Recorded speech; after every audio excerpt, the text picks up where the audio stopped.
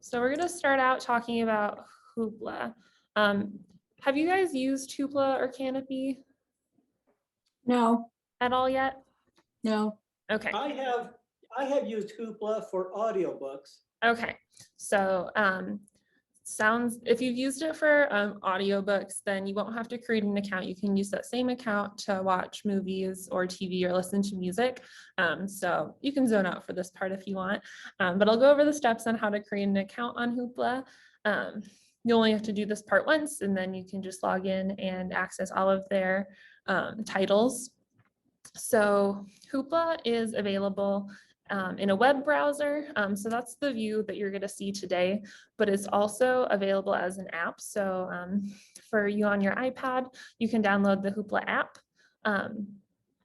And you can also, for streaming for movies and TV shows, it's also available on lots of streaming devices. So if you have a smart TV or a device such as a Chromecast, Apple TV, Android TV, Fire Stick, or a Roku, you can use those with your TV to watch anything on Hoopla, which I have done before. And quality is great. So that's pretty cool.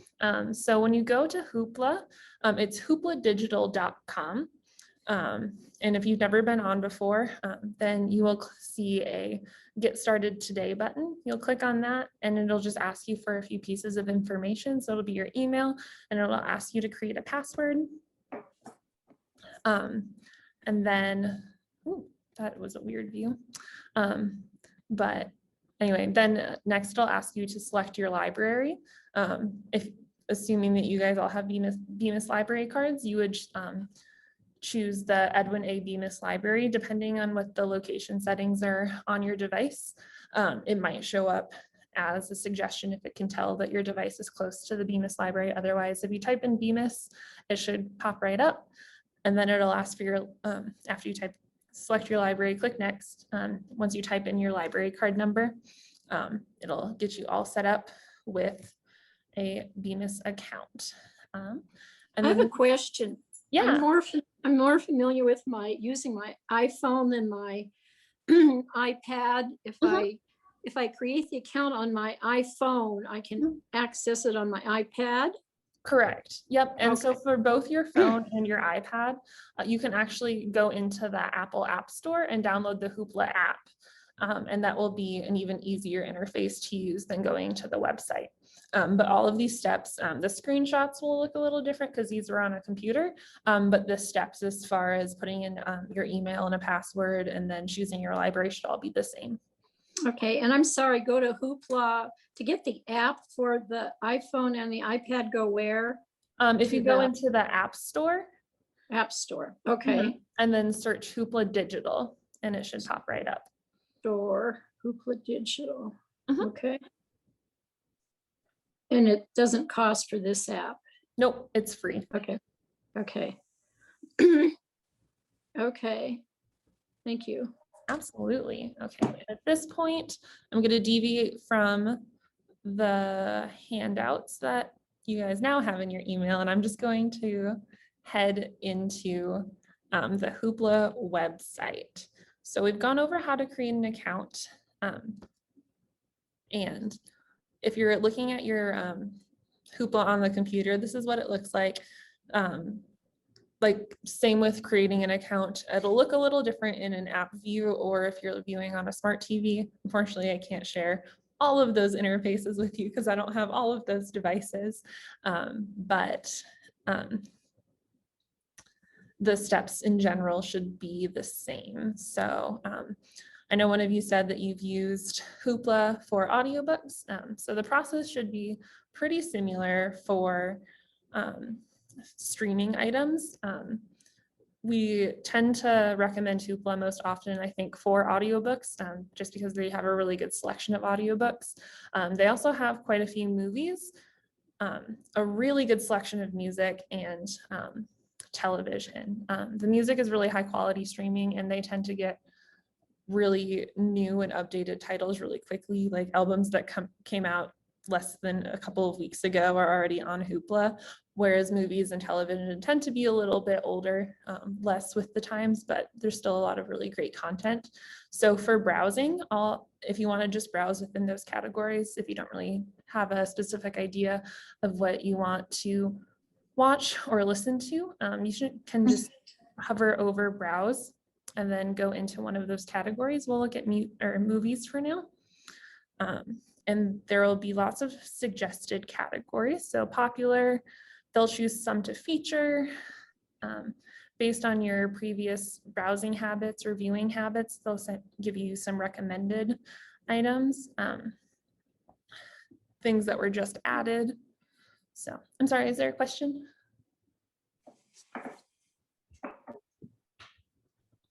Okay. If there's a certain title that you're curious if it's on Hoopla, you can go ahead and search that. And instead of searching everything, you can narrow it down to movies, music, or television. So say I am very interested in listening to Taylor Swift's newest album. I actually don't really listen to Taylor Swift, so I don't know what her newest album is called, but I can just search for Taylor Swift. And I'm going to choose to only search in music. And so you'll see a lot of Taylor Swift's albums come up. They have a really extensive, like I said, they have a really extensive music library on Hoopla. So unfortunately, the Bemis library no longer has music CDs, but Hoopla definitely makes up for that with its extensive collection. And say I wanted to, here, I think Folklore is her newest one. So say I wanted to check that out. When I click on the title, it'll take me to this details page.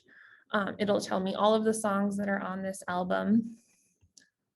And if I decide that I want to borrow it, I can go ahead and click borrow. So Hoopla is really nice. Instead of it, so like Canopy, what we're going to look at later, it calculates your borrows by views. So you can only watch, like if you watch a documentary once on Canopy, it will take away one of your credits.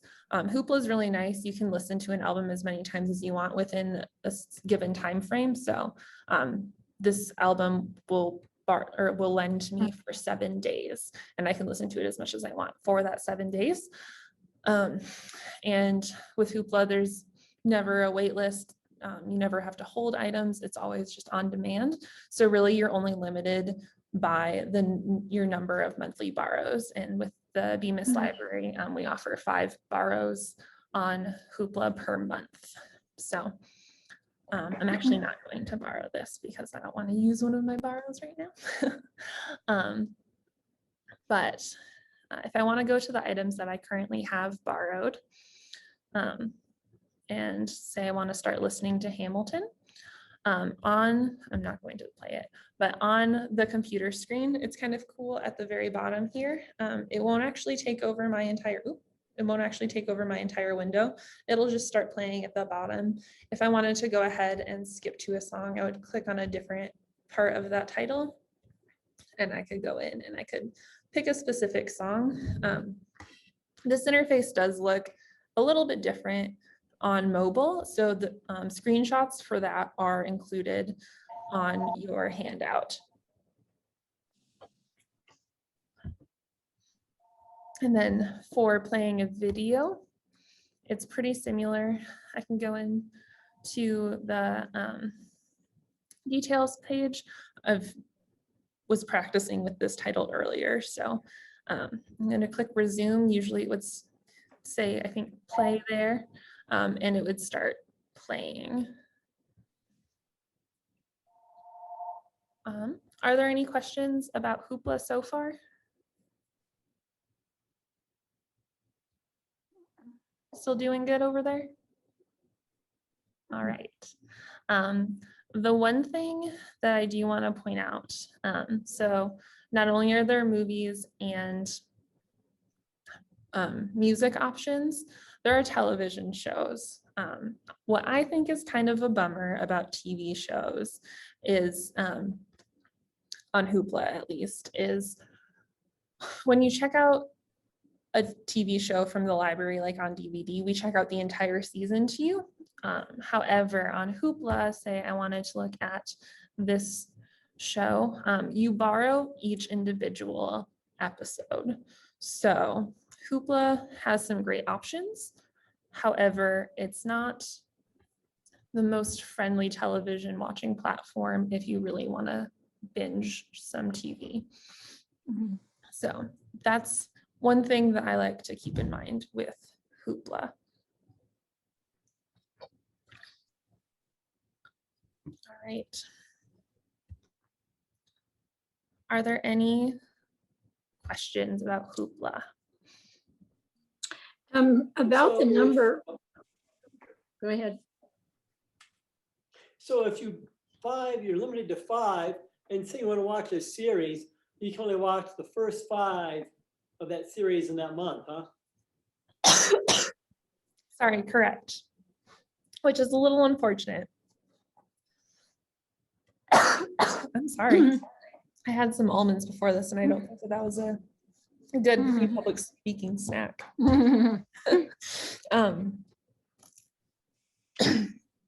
But yeah, unfortunately, like I said, Hoopla is not the most conducive for binge watching of a show but if you want to watch like one episode a week, that would be more along the lines with our Hoopla borrowing limit.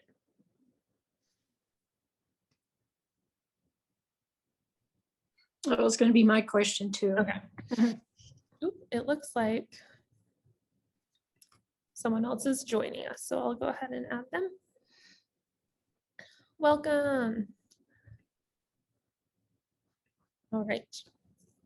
So, are we feeling good about Hoopla? Should I move on to Canopy? Canopy is a little bit bigger, so I'll probably spend some more time in there. All right. I'm not hearing any objections. Mhm. So I'm going to briefly go over also how to create an account on Canopy really quick. And again, Canopy, you're going to be seeing the computer internet browser view of it today, but it is also available in an app. So same thing as Hoopla. If you search like in the Apple App Store for your iPad and iPhone, it's just Canopy with a K, and it should show right up in the App Store. And then the steps for creating an account will be very similar. The screenshots will just look a little bit different. So it's the website for Canopy is canopy.com, or the app is just called Canopy with a K instead of a C. On the website, you would click Get Started. And then, sorry, these are 2 sheets. But you'll, again, similar to Hoopla, you'll find your library first. It might show up as a suggestion. On Canopy, it's Bemis Public Library instead of the Edwin A. Bemis Library, which this is on your handout in case you need the reminder for that. You'll type in your library card, and then you have the option on Canopy to log in using an existing Google or an existing Facebook account. If you don't want to have to remember your login information, otherwise you can enter your first name, your last name, your email address, and create a new password that you'll remember. So similar steps. Go ahead.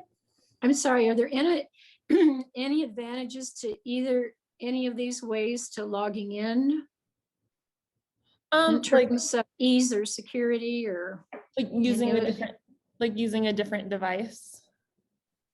Is that your question? just logging in? Oh, like between using Google or Facebook or email? It's really just a matter of preference.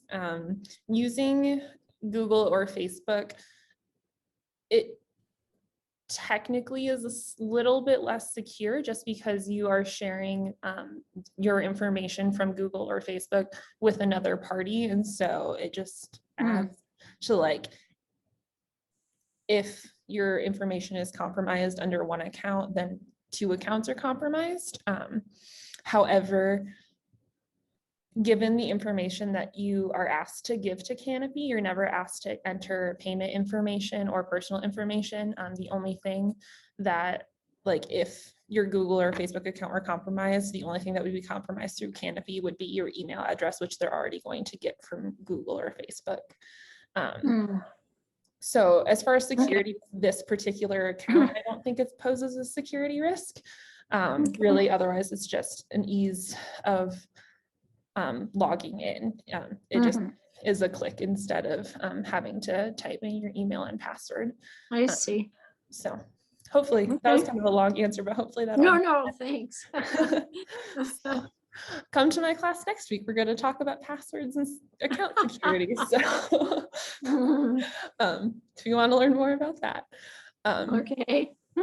But once you decide to either sign in with an existing account through Google or Facebook, or type in your information, then you can click sign up and you are into Canopy.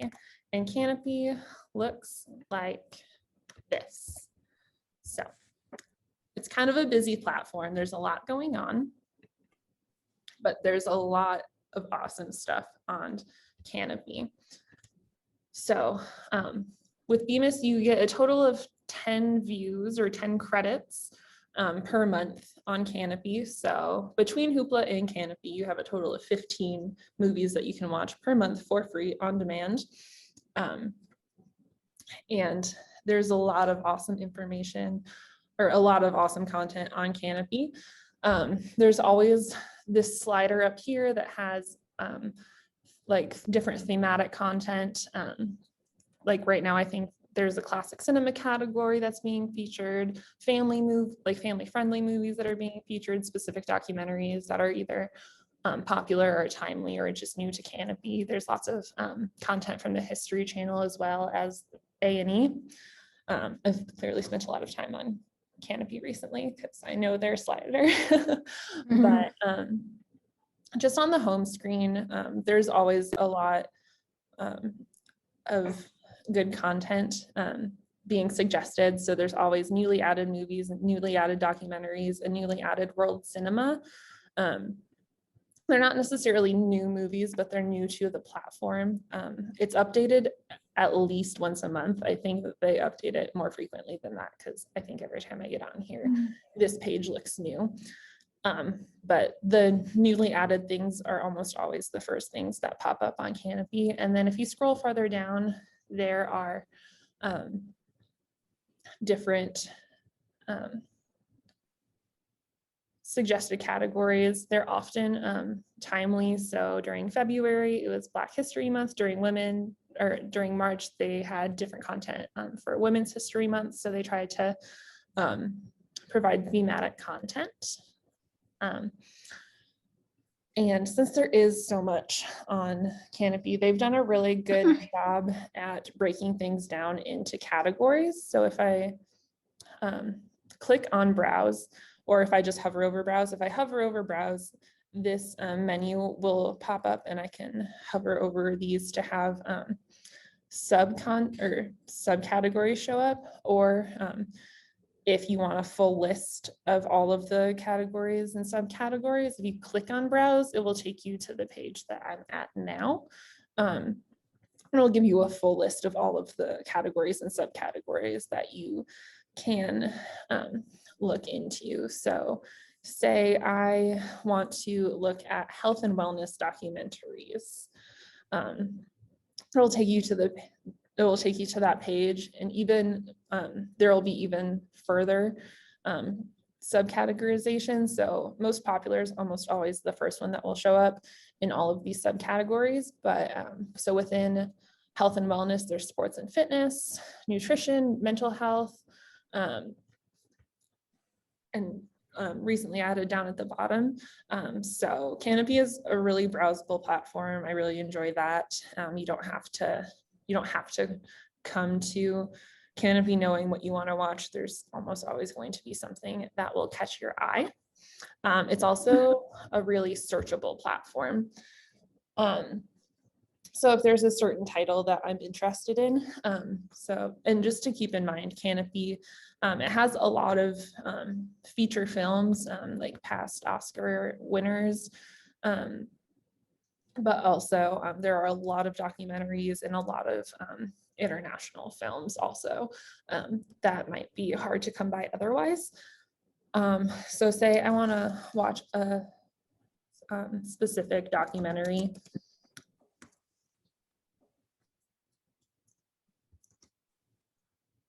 So suggestions will pop up here. And so if the one that I'm looking for pops right up, I can click on that and it will take me to the page to watch that.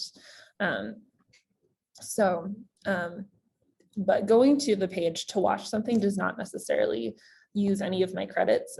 So you can see that I have 9 credits left this month right here in the top corner. It won't count as a use of one of my credits until I press play. If you want more information about a video before you commit to using one of your credits on it, there's always a more in-depth description right here, but then there's also more information about like who directed it, how long it is, what year it came out in, which is something that I always like to look at when I'm looking at documentaries, just because things can get outdated quickly. So that's always something that I like to keep in mind and look at when I am looking at documentaries. I can also search by filmmakers or themes or subjects. So as you can see, like if I wanted to watch something by Ken Burns, not only will titles by Ken Burns show up, I can also like look down here and under subjects, there's the Ken Burns collection.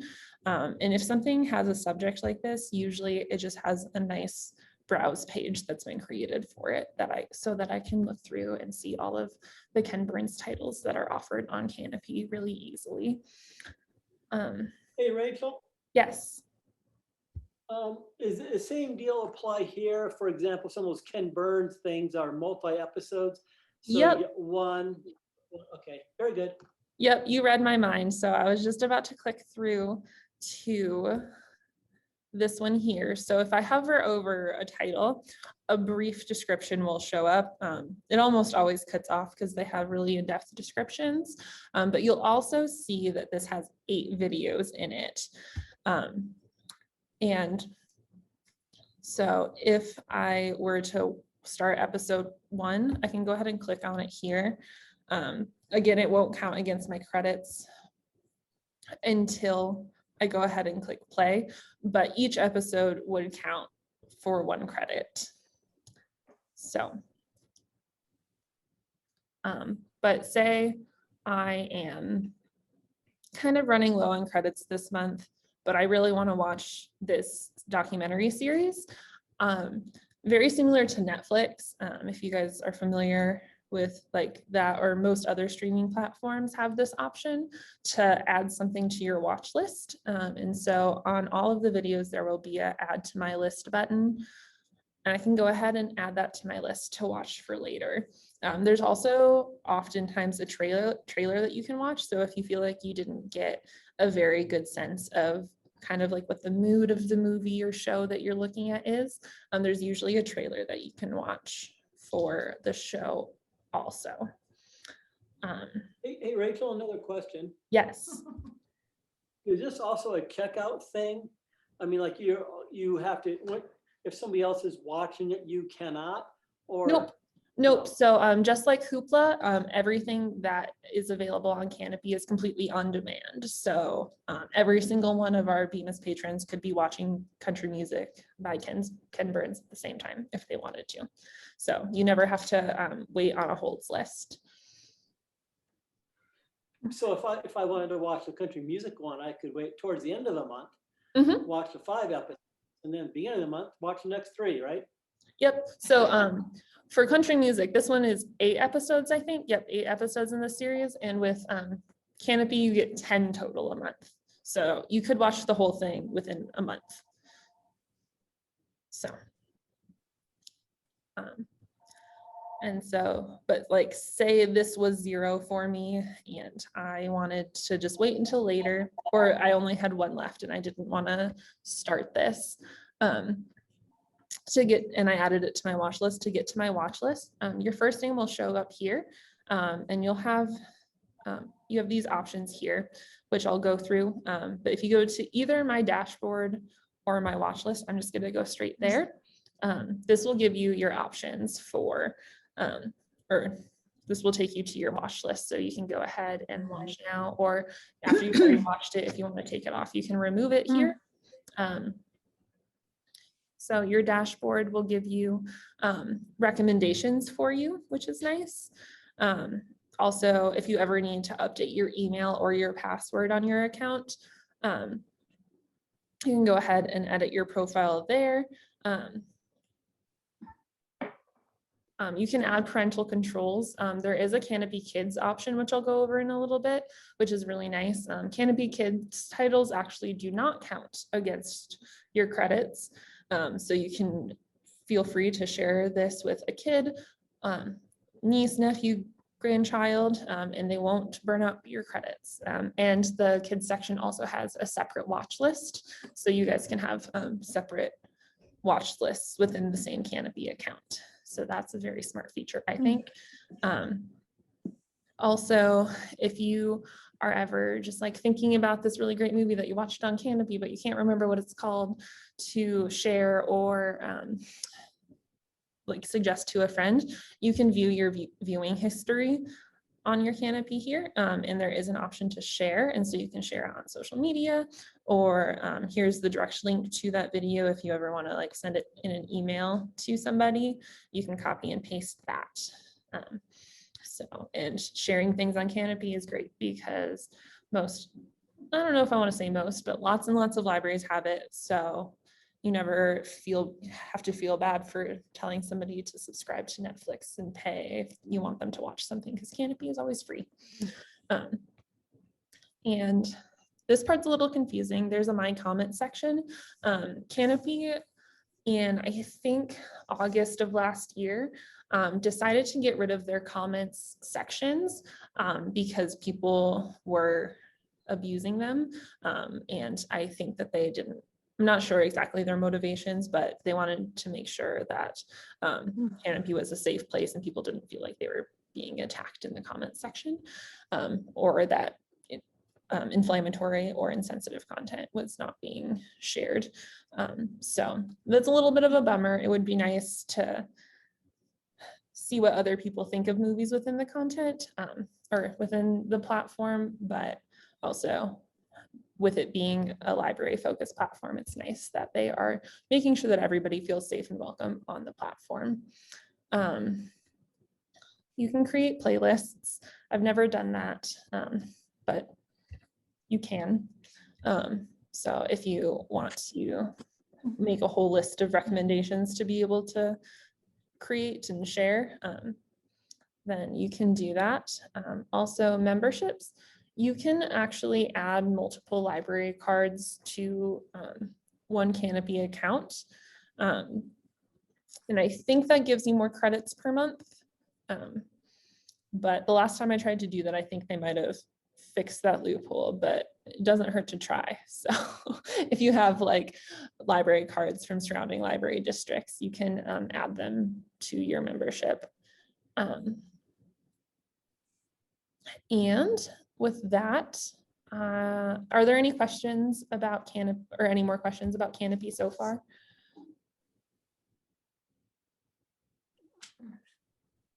Feeling good? Okay, so I'm gonna go into Canopy Kids. And so it's gonna look very similar, but it's going to be all kid-friendly titles. There's a lot of content from PBS, so Sesame Street, Arthur,